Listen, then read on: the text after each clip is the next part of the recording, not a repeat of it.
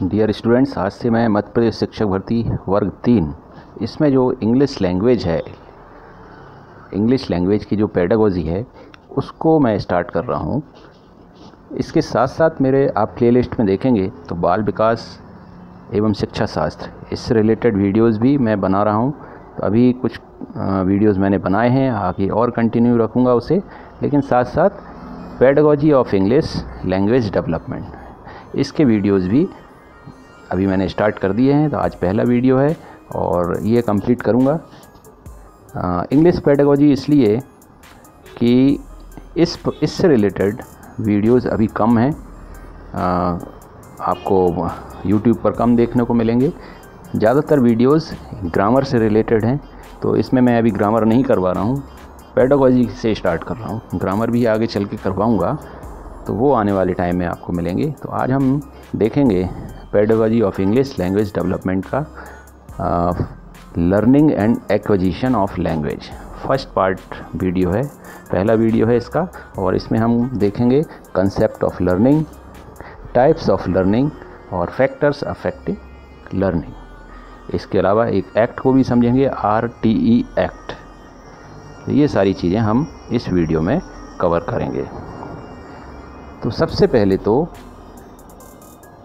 Pedagogy of language development, इसका क्या अर्थ हुआ कि लैंग्वेज मतलब भाषा, भाषा का विकास, इसका भाषा के विकास का शिक्षा शास्त्र, ये अर्थ हुआ इसका। और learning and acquisition of language का अर्थ है कि लर्निंग मतलब सीखना, ये अगर पेडागोजी की भाषा में कहें तो अधिगम, और एक्विजिशन का मतलब है अधिग्रहण, अर्जन अथवा प्राप्ति। तो एक्विजिशन ऑफ लैंग्वेज मतलब किसी भी भाषा को सीखना और उसको प्राप्त करना, अधिग्रहण करना या अर्जन करना, पूरी तरह से सीख जाना, ये मतलब हुआ। तो हम देखेंगे कंसेप्ट ऑफ लर्निंग। ये देखिए कंसेप्ट ऑफ लर्निंग, सीखने का या अधिगम का सिद्धांत क्या है। Learning is a process of acquiring new skills और नॉलेज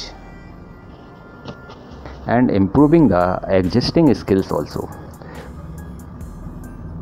तो अधिगम क्या है या सीखना, साधारण भाषा में बोलें तो सीखना क्या है, ये एक तरह का प्रोसेस है, नई नई स्किल्स को, नई नई कलाओं को सीखना, और नॉलेज और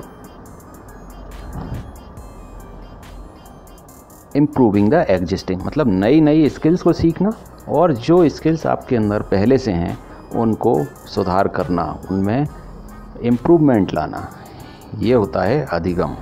an individual undergoes A change in his knowledge and behaviour on account of learning. कोई भी व्यक्ति अपने अंदर किसी भी चीज़ का ज्ञान और अपने व्यवहार में अंतर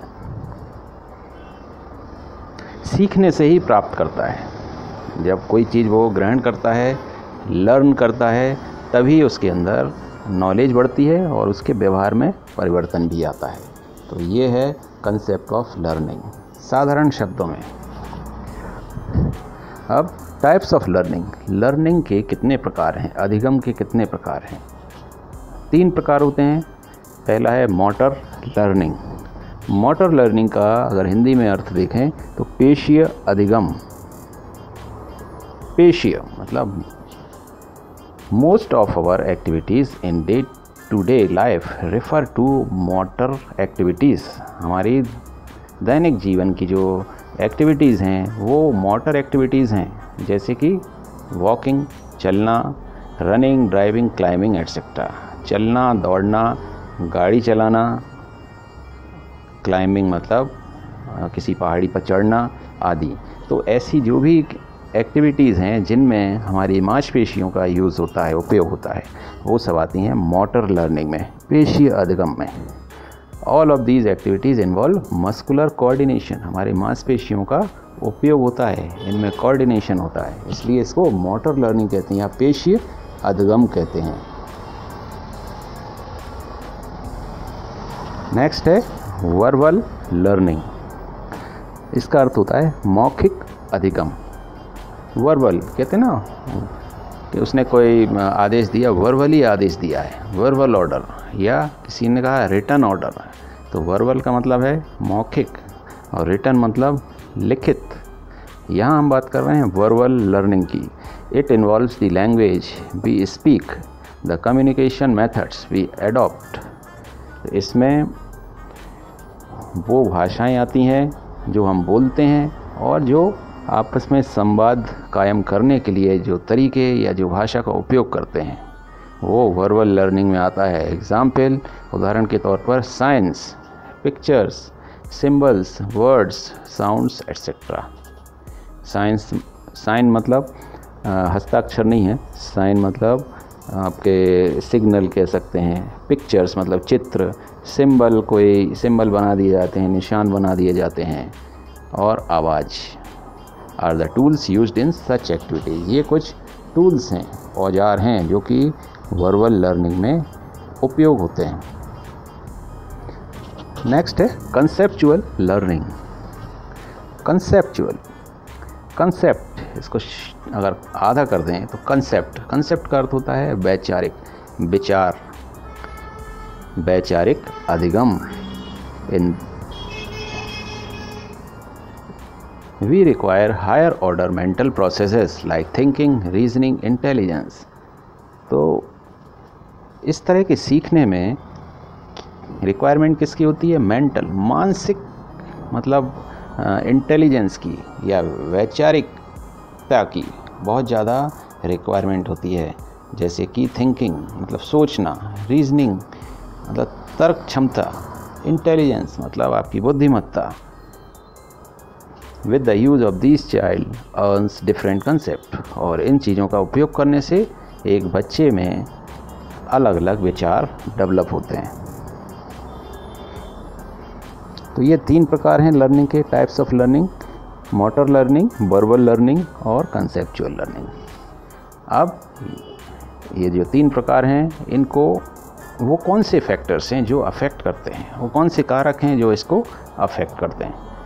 certain factors affect learning of individuals. ऐसे कुछ कारक होते हैं जो इस तरह के अधिगम को प्रभावित करते हैं। These factors can be divided into 3 categories. और इन कारकों को 3 कैटेगरीज में डिवाइड किया जा सकता है। पहली जो कैटेगरी है वो है फैक्टर्स रिलेटेड टू लर्नर, जो सीखने वाला होता है उससे रिलेटेड कारक कौन से हैं जो प्रभावित करते हैं इस अधिगम को? वो है पहला, learners motivation determines the intensity of learning. जो सीखने वाले का जो प्रेरक क्षमता है, मोटिवेशन, जो उसके अंदर मोटिवेशन होता है उसी से ही सीखने की तीव्रता तय होती है। मोटिवेशन मतलब किसी से प्रेरणा लेना, प्रेरित होना। अगर वो प्रेरित है, मोटिवेटेड है, तो वो तीव्रता उसकी उसी हिसाब से तय होगी। लर्नर्स एफिशिएंसी और मेंटल कैपेसिटी, सीखने वाले की क्षमता या मानसिक क्षमता, इससे भी डिपेंड करता है, तभी तो वो कोई भी चीज़ को सीख सकता है। थर्ड है learners interest and aptitude towards the subject. सीखने वाले का सीखने के प्रति रुचि और कौशल। कोई भी सब्जेक्ट अगर वो सीखना चाहता है तो डिपेंड करता है कि वो सीखने में उसको इंटरेस्ट कैसा है। लर्नर्स जनरल हेल्थ, सीखने वाले की जो स्वास्थ्य है, स्वास्थ्य कैसा है। अगर वो हेल्दी होगा, अच्छा स्वास्थ्य होगा, तो सीखने की क्षमता भी उसकी अच्छी होगी। फिफ्थ है learners attention readiness and will power. सीखने वाले का ध्यान, अटेंशन मतलब ध्यान, रेडीनेस मतलब तत्परता और इच्छा शक्ति। इससे भी अधिगम या सीखने की क्षमता का पता चलता है। इसी हिसाब से सीखने वाला किसी भी चीज़ को ग्रहण कर पाता है। अगला है फैक्टर्स रिलेटेड टू टीचर। पहला था फैक्टर्स रिलेटेड टू लर्नर, सीखने वाले से जुड़े हुए कारक। अब हैं सिखाने वाले से जुड़े हुए कारक। टीचर फर्स्ट है, teachers command over the subject. Teacher का जो भी सब्जेक्ट अगर वो पढ़ा रहा है तो उस सब्जेक्ट पर कितनी कमांड है, कैसी कमांड है। सेकंड है टीचर्स वे ऑफ कम्युनिकेटिंग। अगर टीचर जो शिक्षक है उसका कम्युनिकेशन करने का तरीका क्या है, कैसा तरीका है, इस पर भी डिपेंड करता है। थर्ड है teachers personality and attitude towards learners. शिक्षक की पर्सनैलिटी और सीखने वाले के प्रति उसका रवैया कैसा है, इस पर भी डिपेंड करता है अधिकम। और टीचर्स बिहेवियर विथ स्टूडेंट्स, और टीचर अपने स्टूडेंट के साथ किस तरह का व्यवहार करता है, इस पर भी अधिकम डिपेंड करता है। इसके अलावा factors related to the environment, teaching material and human resources. ऐसे कारक जो कि वातावरण, एनवायरनमेंट, टीचिंग मटेरियल जो भी शिक्षण सामग्रियां हैं, और जो भी मानव रिसोर्सेज हैं, साधन हैं, उस पर भी डिपेंड करता है। तो पहला है कंड्यूसिव एनवायरनमेंट टू लर्निंग। जो भी वातावरण है वो सीखने के अनुकूल है कि नहीं है, इस पर भी डिपेंड करता है सीखना या अधिगम। सेकंड है structure and size of classrooms. जो कक्षा का साइज और डिज़ाइन है, स्ट्रक्चर है, वो कैसा है, वो भी एप्रोप्रिएट होना चाहिए। Availability of appropriate subject material to facilitate the learning process. जो भी स्टडी मटेरियल है या सब्जेक्ट मटेरियल है वो अनुकूल है कि नहीं, ताकि अगर कोई मटेरियल है, कोई सामग्री है, वो हेल्प करे सीखने में या सिखाने में। फोर्थ है home environment of the learner. सीखने वाले के घर का क्या वातावरण है, क्या माहौल है, इस पर भी डिपेंड करता है। तो ये फैक्टर्स हैं जो कि लर्निंग को, सीखने को अफेक्ट करते हैं। अब इसमें एक एक्ट की हम बात करेंगे, RTE act.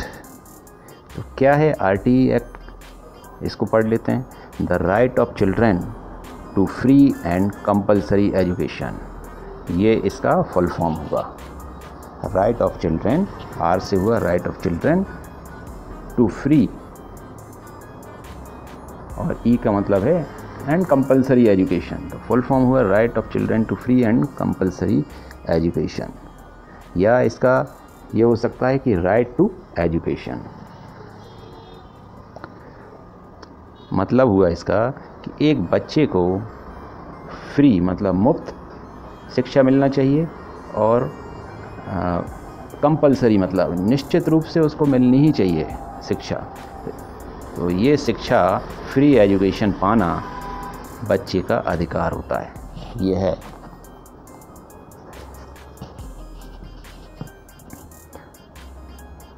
Act 2019 Right to Education is an act of Parliament of India enacted on 4th August। तो ये जो एक्ट है ये 4 अगस्त 2009 को पारित हुआ था, which describes the modalities of the importance of free and compulsory education for children between 6 and 14 years in India। तो modalities मतलब तौर तरीके। तो ये 2009 में ये एक्ट पारित हुआ था, जिसके अंतर्गत शिक्षा प्राप्त करना 6 से 14 साल के बच्चों के लिए भारत में ये कंपलसरी भी है, और ऐसी शिक्षा फ्री उनको मिलना चाहिए, ये मतलब हुआ इसका। The RTE act is the first legislation in the world. ये इस तरह का दुनिया का पहला कानून है that puts the responsibility of ensuring enrolment, attendance and completion on the government. तो ये सरकार की जिम्मेदारी है। ये एक्ट हमें बताता है कि ये सरकार की जिम्मेदारी है, रिस्पॉन्सिबिलिटी है कि स्कूलों में बच्चे एनरोल हों, एडमिशन हो, उनका अटेंडेंस हो, मतलब बाकायदा वो उसको अटेंड करें स्कूल को, और अपनी पढ़ाई वो कंप्लीट करें, ये आता है इसके अंदर। And this RTE act stipulates that no child admitted in a school shall be held back in any class or expelled from school till the completion of elementary education। ये एक्ट एक्ट ये भी बताता है कि कोई भी बच्चा जो कि स्कूल में एडमिट हुआ है वो किसी भी क्लास में, एलिमेंट्री एजुकेशन की बात हो रही है, कि उसको फेल नहीं किया जा सकता है और स्कूल से उसको भगाया भी नहीं जा सकता है, नाम नहीं काटा जा सकता है जब तक कि उसकी एलिमेंट्री एजुकेशन, प्रारंभिक शिक्षा कंप्लीट ना हो जाए। It also stipulates that no child shall be subjected to physical punishment or mental harassment। ये एक्ट ये भी बताता है कि कोई भी जो बच्चा है उसको किसी भी तरह का स्कूल में फिजिकल पनिशमेंट, कोई भी सज़ा ना दी जाए, और मेंटल मानसिक यंत्रणा भी ना दी जाए। ये इस एक्ट में आता है। The act wants that learning should be in a manner which is child friendly। तो ये एक्ट कहता है, ये एक्ट चाहता है कि जो अधिगम है, जो बच्चे को सिखाते हैं, वो इस तरह से सिखाया जाए, एक फ्रेंडली वातावरण में बच्चों को कुछ भी सिखाया जाना चाहिए। तो ये होता है RTE act, right to education. शिक्षा पाना बच्चे का मौलिक अधिकार है। तो स्टूडेंट्स, ये मैंने फर्स्ट जो टॉपिक है, concept of learning, types of learning, factors affecting learning और RTE एक्ट इस वीडियो में समझाए हैं। आप इस वीडियो को बार बार देख सकते हैं, सुन सकते हैं, ताकि आपको ये अच्छे से समझ में आ जाएगा। अगले वीडियो में हम बात करेंगे concept of acquisition, language acquisition और लैंग्वेज डेवलपमेंट इन चिल्ड्रन। ये कुछ टॉपिक्स पर हम बात करेंगे। तो चलिए, मुलाकात होती है नेक्स्ट वीडियो में। Thank you so much.